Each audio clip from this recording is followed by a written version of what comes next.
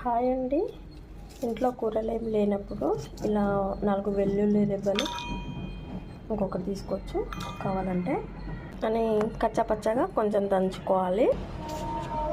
ఇలా కచ్చాపచ్చాగా దంచేసుకున్నానండి. దంచుకున్నాక ఇందులోకి కొంచెం కారం, కొంచెం ఉప్పు వేసుకొని దంచుకోవాలి. సూపర్గా ఉంటుంది, టేస్టీగా ఉంటుందండి. అంటే నెయ్యి లేదా నూనె వేసుకొని దంచేసుకోవచ్చు. చాలా బాగుంటుందండి. ఎవరైనా చేసుకోవచ్చు, బ్యాచిలర్స్ కూడా చేసుకోవచ్చు. వర్షం పడుతుందిగా బయటికి వెళ్ళి కూరగాయలు తెచ్చుకోలేని పరిస్థితిలో ఇలా కూడా చేసి తినవచ్చండి. చాలా బాగుంటుంది.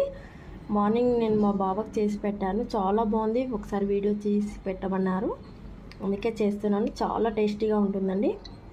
వెల్లుల్లి పొట్టి అలాగే ఉంచి దంచేసేయాలండి, చాలా బాగుంటుంది. ఓన్లీ నేను ఒక 30 సెకండ్స్లో